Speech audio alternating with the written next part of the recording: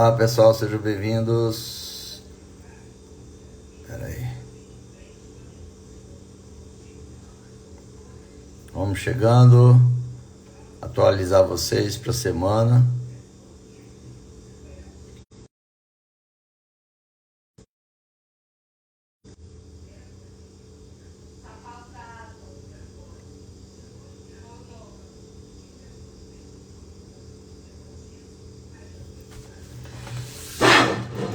Quase eu quebro aqui.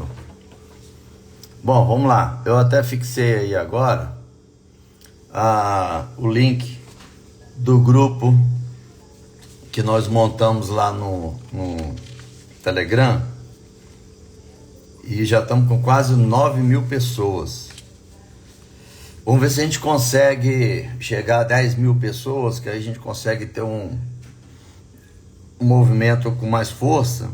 Aí eu vou pedir a vocês para compartilhar esse link aí que está fixado, ou é o mesmo que está também na bio. E aí pode entrar lá, faz um Ctrl+C, Ctrl+V, se você não faz parte do grupo. E se você não faz parte, vai ser um prazer ter você no grupo, onde eu dou também lá, eu coloco os documentos, eu coloco as imagens, coloco, enfim, depoimentos, e tudo referente à CPMI e os bastidores do Congresso, de forma imparcial, né? Porque Espera só um pouquinho, gente. Preciso carregar aqui meu celular. Bom, então vamos lá. CPMI. A CPMI. Isso aí. Compartilha com a família, os patriotas, entendeu? Deu uma trave aí e voltou. Então compartilha aí vocês, tá? Com os familiares, com os amigos, os patriotas, para estar lá no grupo, tá bom? Nós estamos a quase 9.000 e se a gente chegar a 10.000, nós vamos ter muita força, até durante a CPMI, para os trabalhos que a gente vai fazer. Bom, vamos lá. CPI ainda permanece, está confirmado, terça-feira ser feita a leitura. Realmente a presidente do PT, Gleice, né? É Gleice, né? Nossa, dá até arrepio quando soletra esse nome, quando eu falo esse nome. Ela, como para quem não estava na última live que eu expliquei, o Ministério da Minas e Energia é controlada por ela e pelo marido Lindenberg, né? E o PSD do Kassab foi que ficou com o ministério. Então o Kassab indicou o ministro, mas foi validado pelos dois, pelo casal. Só que ele colocou uma pessoa que não estava... Gleice, isso. Ele colocou uma pessoa sem avisar a Gleice e o Lindenberg sobre essa pessoa, que é um cargo altíssimo, abaixo do presidente, seria esse. E houve um momento ali meio turbulento entre os dois. Mas fizeram uma reunião, fonte fidedigna passou para mim, fizeram uma reunião e nessa reunião ela falou, tudo bem, então fica aí essa indicação sua, mesmo ele não tendo experiência nenhuma, mas então, já que a gente não conseguiu fazer os deputados tirarem a assinatura oferecendo os 60 milhões para emendas para o estado deles, e também não aceitaram a vaga no segundo escalão, então vamos chantageá-los da possibilidade de perderem o mandato, porque como eu disse, né, o deputado federal, a cadeira dele é do partido, não é dele, é diferente do Senado. Aqui eu posso estar como senador sem partido nenhum, E posso mudar de partido como eu mudo de blusa. Mas lá não, lá a cadeira é do partido, né? Então o partido tem um poder. Exemplo, às vezes o deputado quer votar igual da reforma da Previdência. Os deputados federais do meu estado estavam num partido que eu não vou citar o nome. E espera só um pouquinho aí. Espera um pouquinho, gente. Pronto? Ah, pode subir. Tá. Bruno, pega. Então aí o que eles fizeram? Eles votaram a favor da reforma da Previdência e o partido penalizou. Ah, penalizou como? Bom, tirou de comissões e de relatorias. Então, pode passar tranquilo.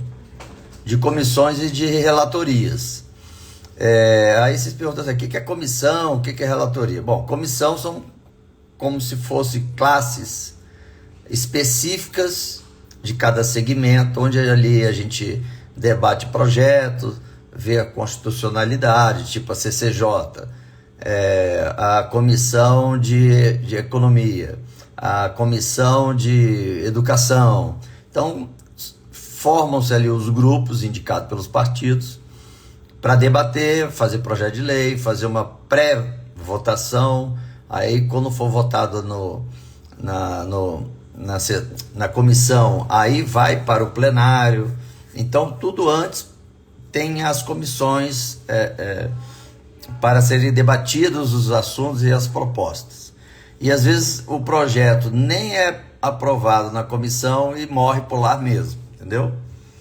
Bom, a relatoria, quando você pega uma relatoria importante, exemplo, quando eu cheguei, eu peguei aquela relatoria do pacote anticrime. Então, nós conseguimos, assim, na relatoria, muita gente de oposição, muita gente contra, né, de endurecimento da lei, a favor de mais projeto social. Depois eu conto uns detalhezinhos sobre uma coisa que não coincide com a outra desse grupo. Bom, e esse relatório era muito importante, então assim, aí fica a mídia atrás, a imprensa toda hora atrás de você, querendo notícias e tal, então você tem um protagonismo, aí os senadores aqui, os deputados são vaidosos, aí sai no Jornal Nacional, e sai na Globo News e não sei o quê. Então, é uma forma do partido lá na Câmara dos Deputados usar como moeda de chantagem, né? Vai votar sim nessa matéria, ou quero que você vote não. Então, o deputado tem que ser muito peitudo para fazer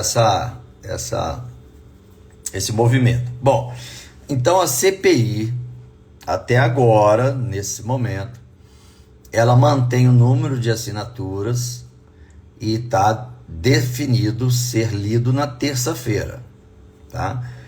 Como logo em seguida tem um feriado, fiquei sabendo que tem um feriado, então depois de lido vai ser feita a reunião, os partidos vão indicar quem serão os membros e ali então vai ser escolhido quem vai presidir, quem vai relatar. Eu vou me candidatar para ser relator, mas isso depende muito do movimento do governo para colocar na presidência um aliado dele, na relatoria também.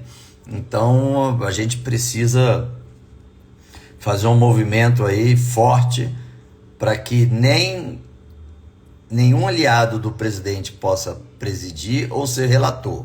São as duas funções mais importantes dentro da comissão, tá? Então,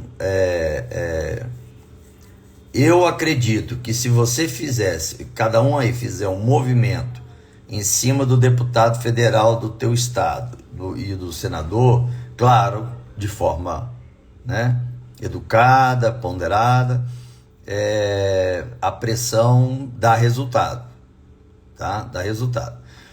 Outra coisa, aí eu já passo para vocês que é importante, porque senão um dia, como a política hoje, o brasileiro está mais se interessando pela política do que pela seleção brasileira. Isso é inacreditável, nunca pensávamos que isso um dia poderia acontecer. Bom, então, não façam a seguinte ameaça, do tipo: se você não fizer, se você tirar o nome da lista, eu não voto mais em você. Se você fizer isso, eu voto em você. No Código Eleitoral, isso é corrupção. Você está vendendo o seu voto. Você está barganhando o seu voto em troca de alguma coisa. Então, não façam isso, porque até bastante tempo, para os políticos, isso era algo que abalava.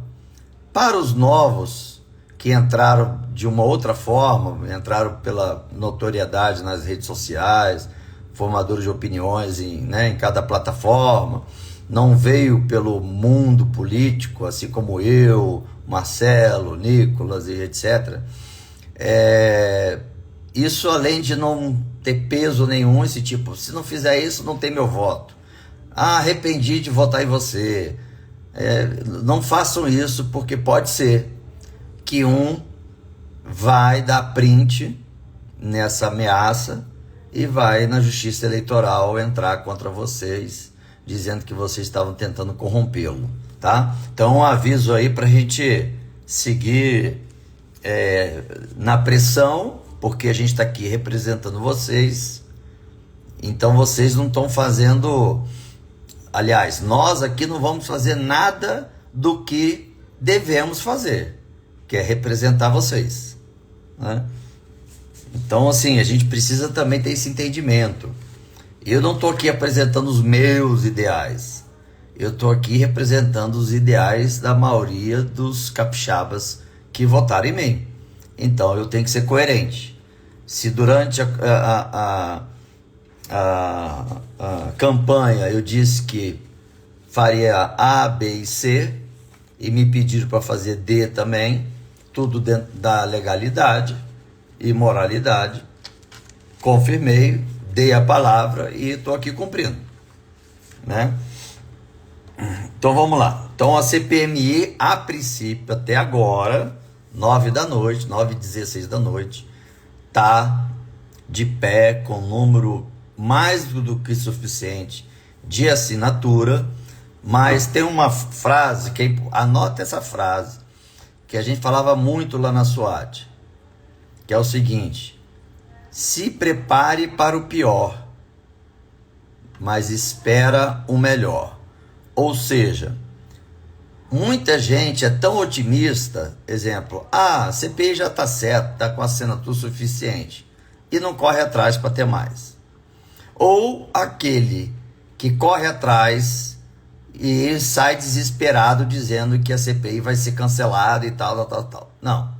Então o equilíbrio é esse: se prepare para o pior. Quer dizer, então vamos continuar correndo atrás de mais assinatura, mas vamos esperar o melhor. Chega lá, terça-feira, ser lido, e aí a gente parte para cima. Anote isso também. Quando eu fizer o pedido de quebra do sigilo do documento que eu tenho, da ABIN, automaticamente o país vai se chocar e não tem condições do presidente continuar como presidente da República. Muito menos o ministro da Justiça e o ministro do GSI. Anotem isso que eu estou falando para vocês. A hora que eu pegar o relatório e ler para o brasileiro, para o Brasil, acabou governo Lula. Acabou. Por isso que eles estão nesse movimento desesperador. Nós temos um problema que a gente precisa resolver. Como ele loteou e criou novos ministérios, os ministérios criados não foram para pegar setores que estavam abandonados e tal, não. É como eu disse, exemplo, vamos lá, eu preciso do senador Duval porque ele é presidente do Podemos, vamos dizer assim. Então vamos oferecer ele um ministério. Poxa, mas não tem ministério, qual mais? Então vamos criar o Ministério da Segurança Pública. Tem o Ministério da Justiça e Segurança Pública. Então vamos dividir, vamos fazer um Ministério da Segurança Pública e vamos dar para ele. Aí eu pego, passo a ser o ministro, e aí eu tenho aquela infinidade de empregos e que aí eu começo a dar para as pessoas que me ajudaram na campanha, para as pessoas que eu preciso ter na mão ali para fazer um caixinha 2. E aí é usado o ministério também para você se promover. Então o que o Lula fez? Aumentou o número de ministérios para poder agradar a maior parte dos partidos. Então, quando um projeto dele vai para o Congresso para ser votado, a maioria dos partidos tem já o seu ministério, né? Assim como o PSD está com o Ministério de Minas e Energia, vai falar, bom, temos que votar favorável. E aí ele, como presidente do partido, vai chegar para os deputados federais e vai dizer o seguinte: fulanos, a indicação do partido é votar sim. Então, é assim que o Lula chegou. E a diferença, por que o Bolsonaro perdeu? Perdeu porque ele não fez isso. Ele perdeu a eleição também por ele ter colocado pessoas técnicas e não políticas para estar no ministério fazendo o trabalho técnico. Como ele não fez esse rateio de ministérios e criou mais ministérios para agregar outros partidos, ele ficou fraco no Congresso. E eu houve assim, na radiografia, na montagem das comissões, houve um problema que chamou minha atenção. Tinham vários candidatos para presidir várias comissões. E alguns partidos que são de oposição, PL, Podemos, Republicanos, eu acho, depois eu confirmo. Esses partidos tinham já candidatos a assumir a presidência das comissões no Senado. Ninguém de oposição conseguiu a cadeira de presidente. Então, todas as comissões hoje no Senado são da base aliada do governo, ou seja, são dos que venderam, dos que se venderam e venderam o partido, porteira fechada com todos os deputados, para o governo. Então, assim, pode acontecer que a CPMI dê início, mas eles colocam lá toda a base aliada do governo para virar oposição durante a CPMI. E aí a pressão vai ser grande, tipo, eu quero ter um requerimento aqui para botar em votação a quebra do sigilo do relatório da ABIN. Quem vota não, levante a mão. Pronto, se tiver a maioria lá de oposição, vai levar, de situação que chama, vai levantar a mão e aí não vai poder quebrar o sigilo. Então a gente tem que monitorar também os candidatos que vão ser integrantes da comissão, para ver qual é o partido dele, ver qual é o estado, aí vocês em cada estado pressionar ele, né? Pressionar ele para ele sentir, não fazendo essa questão de troca de voto que eu falei para vocês. Isso é corrupção, tá na lei eleitoral. Mas pressionar por ter decepcionado, por não ter sido esse o deputado que foi eleito pela maioria do estado, entendeu? Então, opa, quase que eu caio ao vivo aqui com vocês. Cadê? Bom, esse é um primeiro ponto. Eu também quero falar com vocês sobre a China, 5G e falar sobre as joias. Então vamos lá. Então a missão tá dada para vocês. Nós temos agora 2 dias, segunda e terça. Amanhã é o dia D. É o dia da gente cair em campo. Eu, lógico, pelo meu gabinete, eu vou entrar em contato com todos. Já solicitei também a minha assessoria para ver se tem como baixar os nomes e telefone dos gabinetes dos deputados e senadores. tá? Para vocês fazerem contato, mandar e-mail. Eu sei que no site www.congresso. alguma coisa tem lá também, tá? Quem tiver pode até mandar para mim que eu posto lá no grupo do Telegram, que aí tá o link aí, e faço, por favor, vamos para lá para a gente fazer daquele grupo um pelotão de elite, né? Um pelotão de operações especiais. Bom, a questão da China, o fato do presidente ir para a China, isso está gerando um problema enorme dentro da diplomacia do Brasil com os Estados Unidos. A China, como um país comunista, ele tem uma série de problemas. Primeiro, o 5G, ele tem potencial para quem está prestando o serviço, e a China tem o equipamento mais moderno e mais barato. Depois eu vou explicar por que é barato. Então, é difícil o Brasil querer justificar que comprou um equipamento mais caro, mas era mais seguro para não ter vazamento de informação. Então, por isso que o mundo inteiro, os países, brigam para que os outros sejam todos democráticos. E os países que fogem da democracia e vão para regimes comunistas, socialistas e tal, os países democráticos se afastam, porque passa a não ser um país seguro, um país que a maioria da população vai decidir, e por aí vai. Bom, então, como a China não é um país democrático, os Estados Unidos têm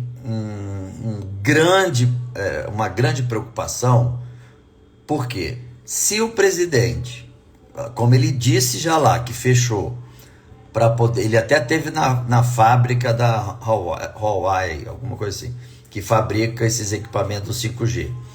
Então, o que está sendo cobrado, o que era cobrado antes do governo Lula, era uma comprovação de que essa empresa não tinha interferência do governo da China, governo comunista da China.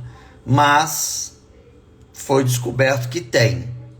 Então o presidente da China pode dizer assim para a empresa: eu quero informações se o Brasil tá fazendo bomba atômica. Pronto, ele já vai lá e já tem informações de tudo. Eu quero saber se, deixa eu pegar o nome aqui, Irani. Eu quero saber se Irani saiu de carro e para onde ela foi. O 5G dá essa informação. Saiu de carro tal horário, passou pelo sinal tal horário, na rua tal, indo para tal.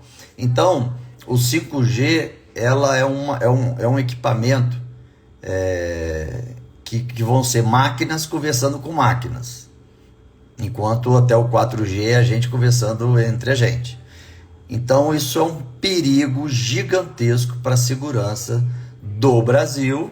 E como dentro do Brasil, o Brasil é aliado também dos Estados Unidos, qualquer informação ou qualquer parceria na área bélica, na área econômica principalmente, a China vai saber, ou vai interferir diplomaticamente, ou vai interferir de forma bélica, né? De forma bélica. Então, é perigosíssimo. E o fato do presidente ter ido lá, ter fechado os acordos, isso está causando aqui no país, principalmente para a gente que está na área de inteligência, um temor enorme. E muito provável, se for instalado esses equipamentos da Huawei, que é da China, 5G, nós vamos ter um problema sério de relacionamento com os Estados Unidos, que é a maior potência do mundo e a maior potência bélica do mundo. Então, essa aproximação extrema com a China é perigosíssima.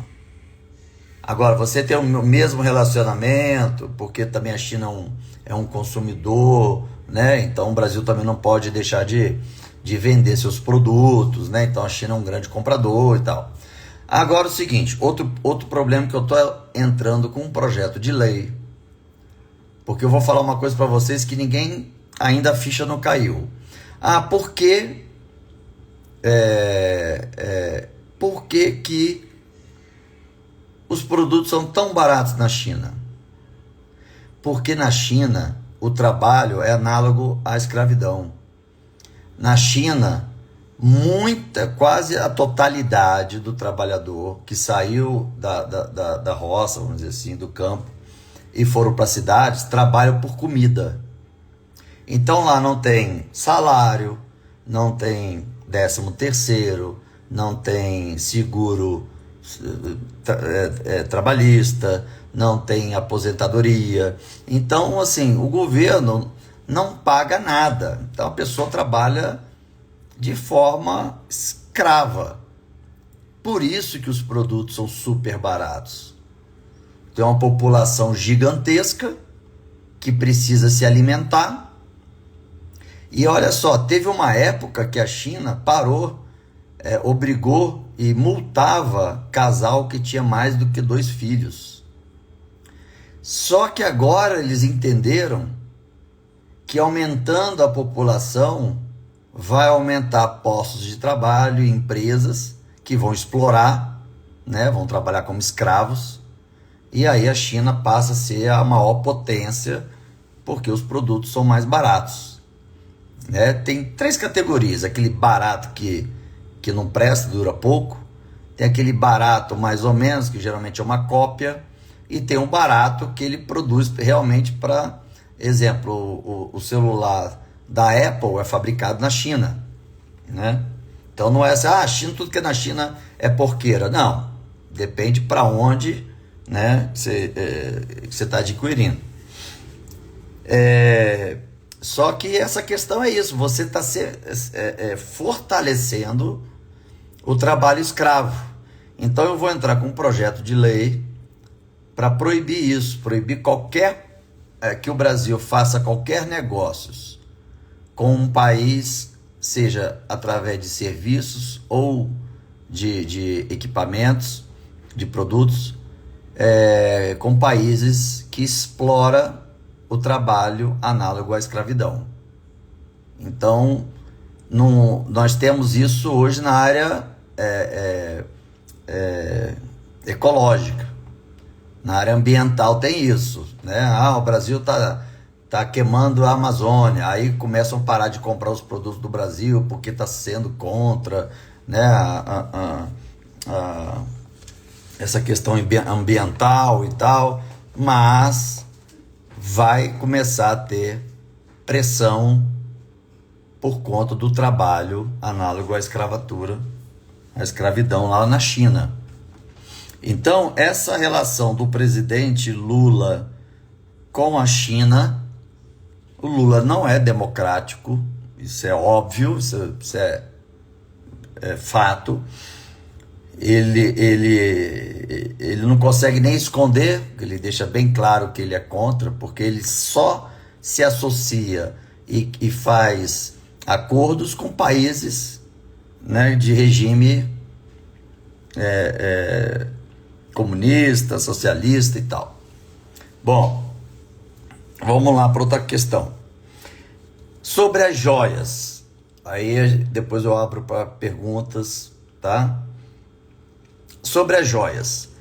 Mas as joias, 16 milhões, o presidente quis aplicar um golpe, cometer um crime. Gente, vocês acreditam que eu já entrei em contato com a maioria da imprensa, principalmente a Globo, expliquei para eles, e eles continuam ainda falando sobre isso? Assim, eles não esqueceram o Bolsonaro, eles têm eles não fazem mais jornalismo, eles fazem militância.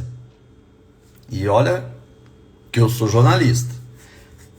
Bom, então é o seguinte, se ele tivesse, porque eu já tive lá no Emirados Árabes, com tudo custeado pelo governo Emirados Árabes, porque eu sou presidente do grupo parlamentar Brasil Emirados Árabes. Então a minha função é trazer recursos para o Estado, para o Brasil, para geração de emprego, tá? Então eles já estão trazendo aí alguns bilhões para o Brasil. Bom, quando o presidente esteve lá numa comitiva, num evento, não lembro qual que era, ele seguiu com a aeronave presidencial para outros compromissos em outros países. Acho que ele foi para Abu Dhabi, ou Bahrein, acho que foi para o Bahrein, alguma coisa assim. Bom, o príncipe, ele entregou uma caixa para o ministro de Minas e Energia e disse: olha, esse é um presente nosso para a primeira-dama. Aí vem a pergunta: alguém já recebeu um presente que ao receber você pergunta: quanto é que custa esse presente? Não tem aquela frase que a gente nasce ouvindo: cavalo dado não se olha os dentes. Então, como é que você recebe um presente? Aí vamos dizer o seguinte: ó, isso aqui é um presente para a primeira dama. Aí o ministro vai pegar, vai tirar o lacre, vai abrir o presente, aí vai olhar: ah, que joia linda, quanto é que custa essa joia? Ah, 16 milhões, nossa. Então isso não existiu. Então o presidente e o ministro, o presidente, se ele soubesse, ele ia falar: não, traz, porque eu quero levar esse presente na aeronave presidencial. Porque quando chega no Brasil, não se passa pela alfândega.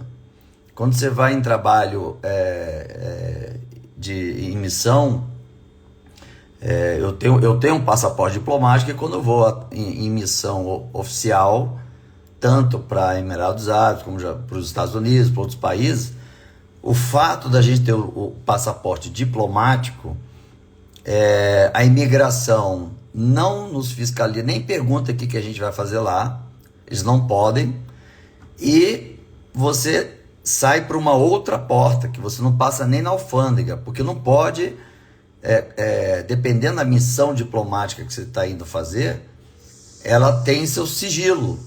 Então é proibido a abertura da mala. Eu já estive voltando para o Brasil numa das missões diplomáticas que eu fiz. Eu, sem perceber, eu já estava na fila para ser escaneada a minha bagagem, isso no aeroporto de São Paulo. Aí o fiscal alfandegário viu eu segurando meu passaporte diplomático. Aí ele falou assim: não, o senhor não passa aqui não, o senhor é direto para lá. Me tirou da fila que faz a varredura das malas, né? E mandou eu seguir direto. Então, isso em todos os países acontece, todos. Então, se o ministro, quando ele recebeu o presente, e virou e olhou assim e falou o seguinte: poxa vida, nossa, 16 milhões. Aí o ministro falaria: não, eu vou entrar porque eu tenho um passaporte diplomático e eu sei que minhas bagagens não vão ser revistadas. Mas não, ele não sabia o que tinha dentro, e aí entregou para o auxiliar dele, que não tem o passaporte diplomático, foi para a fila, né, normal, para passar então a mala no scanner, e na segunda trilhagem, quando fala sobre para pedir para abrir a mala e papapá. E aí vocês perguntam, a imprensa não se tocou. Por que estava o assessor do ministro lá na alfândega abrindo mala e o ministro não? Não, porque ele tinha o passaporte diplomático. Ele depois voltou pela ligação do assessor, que pediu para ele voltar porque estava precisando de ajuda para saber o que era e tal. E foi a alfândega entrar na internet que chegou na avaliação de que aquela joia valeria 16 milhões. Eu tive uma reunião com o embaixador do Bahrein, e ele disse para mim: senador, essa joia, ela no mercado, ela é metade desse valor que está sendo divulgado. Então, quer dizer, não é 16 milhões, é 8 milhões. Mas é milhões, né? Nossa senhora, é dinheiro para dedéu. Bom, se o ministro, assim quando soube e foi apreendido, ele podia ter falado, poxa vida, eu poderia, dentro da legalidade, eu entrar com essa joia. Até porque o príncipe entregou para ele esse presente, né? Então, como cavalo dado não se olha os dentes, pegou e pediu, então, o processor botar nas coisas dele, porque o ministro não tinha mais lugar na mala. Então, se o ministro soubesse que valeria tanto, vamos botar aí 8 milhões. Não, então deixa que eu levo, porque é um presente pessoal. Quando a gente fala um presente institucional, é quando vem com um símbolo da República, seja da República dos Emirados Árabes, ou seja, um presente, podia ser essa joia com um símbolo da República do Brasil. Aí pertence à União. Então poderia ser com um símbolo do Emirados Árabes. Pertence, então, o presente é para a União, é para o país. Mas eles são acostumados, eles me ligaram, porque eu faço parte, sou presidente da Comissão Brasil Emirados Árabes, eles me ligaram preocupados, porque tá assim, começou quase a ter problema diplomático. A Globo dando tanto, falando tanto sobre isso, como se fosse um movimento criminal do Bolsonaro, que nem estava sabendo disso, porque se soubesse, ele diria, ministro, deixa essas joias aí que eu vou montar uma agenda mês que vem para pegar o avião e vou aí pegar essas joias, né? Eu não tenho dúvida que Lula faria isso. E a Janja, né, pela mesa que eles queriam comprar de 100 mil reais, a Janja ia até de mula para os Emirados Árabes para pegar essa joia. Aí vem as hipocrisias. Ela tá com uma bolsa de 20 mil hoje. Aqui a minha esposa está dizendo que ela está com uma bolsa de 20 mil reais. Nossa, socialista, né? Vamos dividir, né? É as hipocrisias que eu saio do normal. Então é o seguinte, vamos lá. Se o presidente soubesse que essa joia, que era uma joia, o presente, e que soubesse que valeria 16 milhões, ou que valeria 1 milhão. Bom, ele com um avião presidencial que não pode ser revistado, o avião dele, tem um avião da comitiva que é revistado. Bom, então, poxa, se ele entrou com uma arma, com certeza, depois que chegou aqui, deve ter entregue para o Exército para legalizar, óbvio, né? Ele iria fazer uma agenda lá, 1 mês depois, 2 meses depois, pegaria a joia, botaria dentro do avião presidencial, que lá dentro é uma cama, bota no quarto dele lá dentro do avião, e entra no Brasil legalmente. Vamos supor que a aeronave quebrou. Ele tinha que vir pelo um voo comercial, primeira classe, tá bom. Aí ele foi de primeira classe, entrou, a joia na sua bolsa, ou na bolsa da ex-primeira dama. E aí, quando eles estão entrando na fila a declarar ou nada a declarar, é só apresentar o passaporte diplomático, que ele é vermelho, e aí pronto, o próprio fiscal da alfândega falar, segue por aqui, que é a porta que não se passa pela sabatina. Vamos pensando numa terceira opção. O presidente não sabia, que de fato dá para ver que ele não sabia, né? Assim, porque quando eu imagino, se o Lula soubesse, é óbvio que o Lula ia inventar uma agenda para ir para lá. Isso é tão bizarro, é bizarro isso. Bom, então, o próprio presidente ia falar, ô ministro, então já que estão mandando essa joia, esse presente, porque não se abre presente dos outros, né? Como não se abre carta, que é crime, Ele falou, então se ele está mandando um presente, faz o seguinte, entra você porque você tem um passaporte diplomático e não vão revistar sua bolsa, que eu não sei o que tem aí dentro. Pronto, o ministro vinha, apresentava o passaporte diplomático, o próprio fiscal da alfândega fala, segue por ali. Não é que você mostra o passaporte e fala, não, eu não quero ser revistado, eu quero ir por ali. Não, o próprio fiscal da alfândega. Como eu disse, aí pode ver nas imagens aí, ó, eu até posso falar para os fiscais da alfândega, que eu conheço muitos, são pessoas fantásticas. Numa ida minha, num retorno meu dos Estados Unidos, numa viagem diplomática, em 2019, eu tive no Pentágono, eu tive na Casa Branca, enfim. Quando na imagem aparece, aí fica o desafio aí para vocês verem. Na imagem aparece eu na fila que ia passar para declaração. Então eu ia passar pelo Scania, minhas malas, mala de mão e tal, e depois ia ser aberta a minha mala e tudo mais. Quando o fiscal, ele vê eu puxando o carrinho com a mala e com o meu passaporte diplomático, que eu tinha acabado de passar na imigração brasileira, ele viu e mandou eu sair da fila. Ele, não, por favor, essa fila não é tua. Aí abriu lá o troço e eu passei e falei, não, pode seguir por aqui.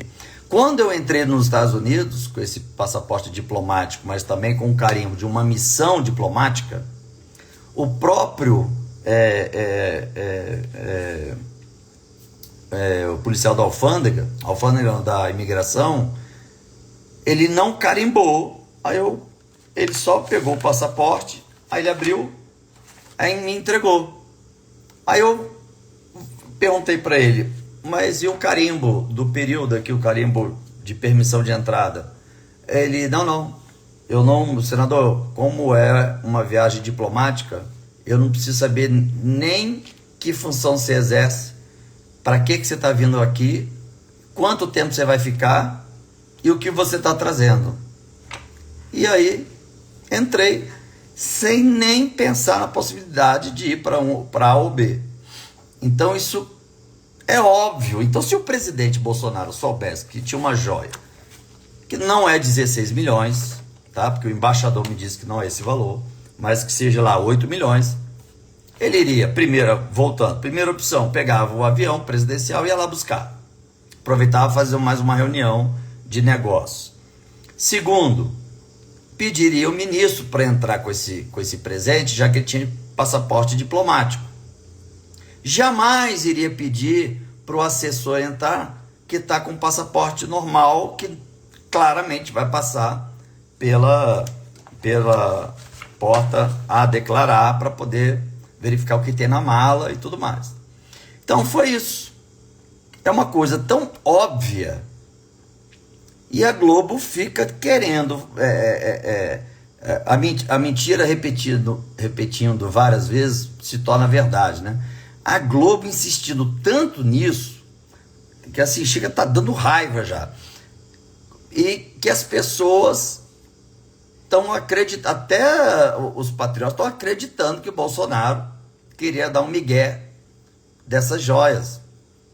Não tem como, assim, só como eu disse para vocês, não tem como ficar sabendo de uma joia dessa e deixar fazer como foi feito, tendo opções dentro da legalidade, dentro da liturgia do cargo, né, que a gente ocupa.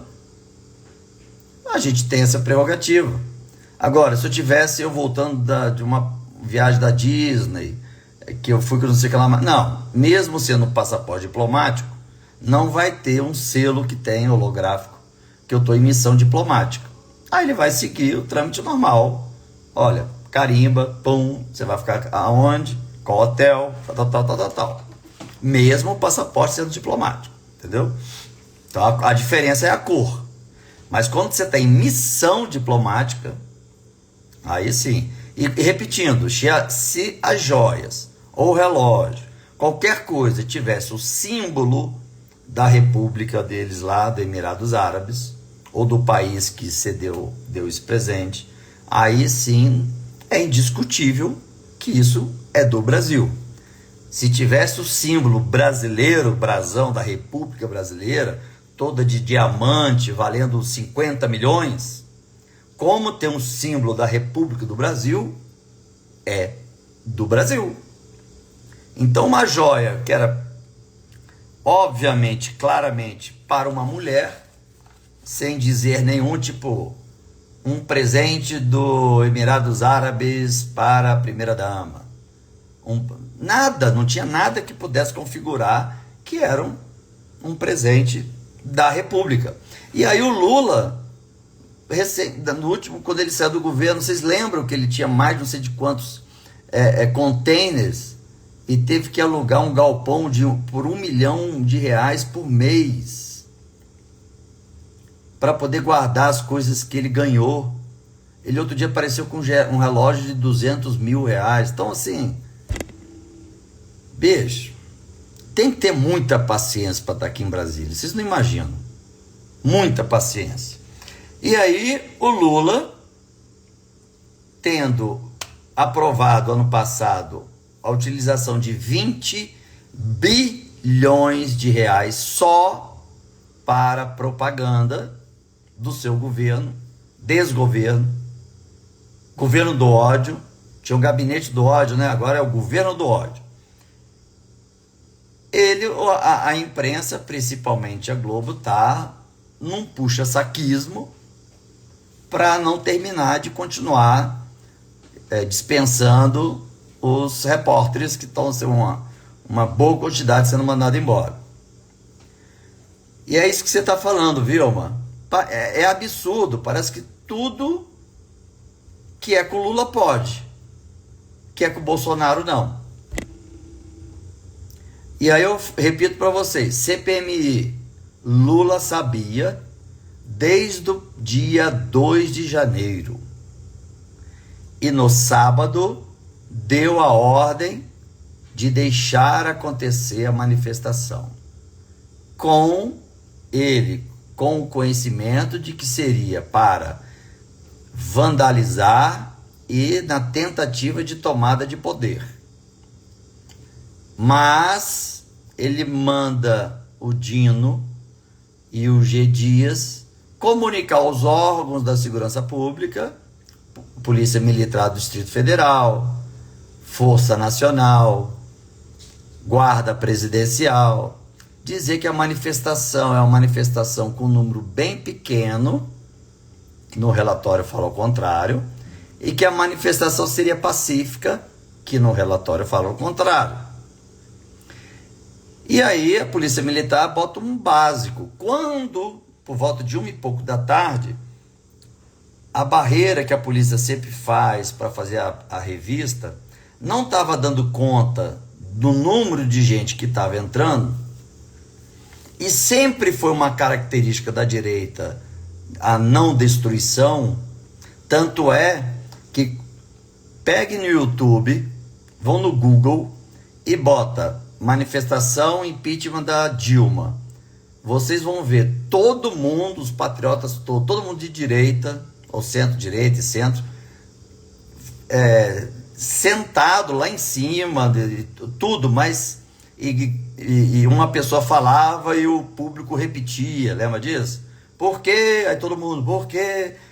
Bom, você vê aquela multidão, ninguém quebrou um copo, né? Bom, então o Lula tinha acesso, sabia que ia ter a quebradeira. Ele já tinha em mãos a minuta do documento de intervenção federal, desde sexta-feira. Então eu considero o Lula a mãe de Iná.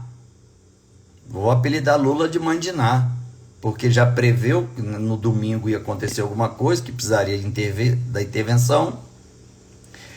E aí você vê o coronel preso, e ele teve a informação de que seria uma manifestação pacífica. Você vê um coronel que é referência da polícia, elogiado por todos, preso como se a responsabilidade fosse dele, e você sendo um ministro de bosta como esse Dino, incompetente ao extremo, não fazendo nada, sabendo que o cara tá sem ver a família, sem ver as crianças, sem ver os filhos, sem ver ninguém, injustamente preso porque você acatou uma decisão criminal de um presidente. Outro cenário para vocês avaliarem, a gente se encerra, porque já vai dar quase 1 hora de live aqui. Reparem, quando os manifestantes estavam passando para ser revistados e a polícia sentiu que não tinha o efetivo para fazer a revista como deveria ser feito, isso por volta de 1h15 da tarde, o presidente da República poderia ser comunicado pelo ministro da Justiça, porque estava na janela assistindo, e no Congresso ele fala que era fake news. Estão dizendo por aí que eu vi, mas é tão burro e mente tanto que ele esqueceu que ele deu uma entrevista exclusiva para Globo, dizendo, ó, daqui, ó, foi dessa janela que eu vi. Eu abri e vi, quase só não tive um infarto, não sei porquê, tal. Bom, ele poderia ligar para o presidente, que era 1h e pouco da tarde, presidente, ó, não vai ser mais pacífica, não. Isso o relatório não dizia que era pacífico, o relatório dizia que era para quebrar. Então, presidente, te aconselho você pegar a aeronave e vir para cá rápido para Brasília. A aeronave presidencial, ela fica de pronto emprego 24 horas. Para qualquer incidente que acontecer com o presidente, seja de saúde, atentado, qualquer outra coisa, tá todo mundo pronto para ele embarcar e partir. Como foi do Força Aérea One, no 11 de setembro. O presidente ficou trabalhando e despachando dentro da Força Aérea 1, que é uma aeronave 20 vezes maior do que a nossa aeronave presidencial. E ele ficou trabalhando dentro da Força Aérea 1, que é o avião presidencial dos Estados Unidos. Então o Lula, que ele poderia fazer? Bora para Brasília, aí pegar o carro, a segurança botar ele no avião presidencial, ele já falar, monta o gabinete de crise, aciona a Força Nacional, chama o comandante da PM, já pede logo a polícia de choque, guarda presidencial, pronto. Aí ia entrar todo mundo, ia segurar. Mas não. Aí ninguém pergunta aonde ele estava, que de 1 da tarde às 5h30, quando ele dá a coletiva, ele estava onde? Em que planeta? Que o Brasil todo estava vendo o que estava acontecendo. E ele em silêncio. Ele só foi falar quando a polícia de choque da Polícia Militar do Distrito Federal, que é referência mundial em distúrbios civis, controlou a situação. Aí aparece o presidente dando uma entrevista com o documento pronto. Ele já tinha desde sexta-feira. Lê a intervenção federal. Aí faz aquele convite para os governadores do Brasil inteiro. Vem todo mundo. Ele dá uma de coitado. E aí fala, eu consegui, para vocês verem que eu consegui juntar todos os governadores e tal. Ele fala dele, em momento nenhum ele fala da situação em si, né? Então ele usou politicamente, ele sabia que era um movimento da direita e falou, opa, não vou perder essa, vou deixar de dar o tiro no pé. Resumindo, quem que teve vantagem sobre o ato de 8 de janeiro? Presidente Lula. E no dia 9, numa coletiva que os senadores deram após a reunião que nós fizemos, porque no dia 8 aconteceu o fato, eu peguei um avião, vim para Brasília, dia 9 de manhã nós estávamos todos os senadores reunidos, um virtualmente, outros presencialmente. Depois saímos e fizemos uma coletiva, vocês podem procurar aí. Nesse dia eu já disse, olha, eram pessoas treinadas, porque usaram o extintor para isso. a água, para aquilo, para tal. Expliquei tudo. Falei que eu ia continuar a investigação, mas que tudo apontava que o presidente sabia, que como os ministros da Segurança, ou da Defesa, ou do GSI também sabiam. Mas todo mundo do PT correu para fazer CPMI do terrorismo. Os bolsonaristas. Opa, vamos assinar. Quando eu tive acesso, que foi difícil, ao relatório da ABIN, aí eu falei, não acredito. Não. Falei assim, não, é inacreditável. Quando for colocado em público, vocês vão ver a bomba que é esse relatório. E aí eu comecei a soltar. Opa, presta atenção nisso, gente. Presta atenção que o ministro falou que estava na janela. Presta atenção que o presidente disse que estava em tal lugar. É 1h15, 1h20 do interior de São Paulo para Brasília. 1h15. Podendo falar no telefone, igual, e tomando decisões e tal. Onde estava o Lula enquanto quebrava os 3 poderes? No banheiro fechado, cagando? E são detalhes que ninguém se questiona. Ah, não, ele estava lá rodando, vendo a enchente e tal, mas ninguém foi no ouvido dele e falou, ó, presidente, estão quebrando lá os 3 poderes, hein? Ah, meu Deus do céu, se acontecer igual o Capitólio nos Estados Unidos, vai ter gente morrendo. Não, pera um pouquinho, gente, ó, desculpa aí, tá? Eu vou mandar depois o ministro aqui de infraestrutura e deixa eu correr para Brasília. Não, ninguém perguntou aonde estava Lula de 1h05 da tarde. Devia estar de piriri, com o banheiro fechado, só pode. Mas mesmo assim tem celular. Então dava para falar pelo celular. Bom, gente, então assim, zero dúvida de prevaricação do Lula. Zero. O ministro, que o sobrenome é Ban-Dino, quando teve na Maré, só um detalhezinho já seria suficiente para fazer o pedido dele de saída do ministério por conta de uma prevaricação de um detalhe. Não precisava ter nem pessoas armadas ali que estavam. E eu já estou de posse dessas imagens, tá? Então, só o fato de ter aquela quantidade de gatos de roubo de energia elétrica e ele como o topo da pirâmide na área da segurança pública, de ele ter entrado naquela rua e ter tanto gato e roubo de energia elétrica, que ele deveria ter dado a ordem para que pudessem ir lá desfazer aquele crime. Não, ele entra e sai, não faz nada. E outra, que ninguém prestou atenção, para finalizar, se ele foi lá conversar com uma ONG, por que o ministro dos Direitos Humanos não foi? Direitos Humanos e da minoria, né? Eu não sei, é um ministério novo aí. Por que o ministro não foi com ele?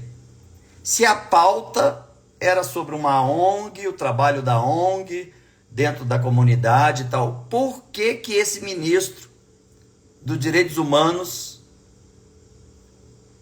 que tem a pasta específica para isso, para lidar com ONGs, para lidar com comunidades, não foi? Só foi o ministro Dino, gente. Bora aí, ó. Bora se alertar para detalhes aí que tá todo mundo não entendendo, tá?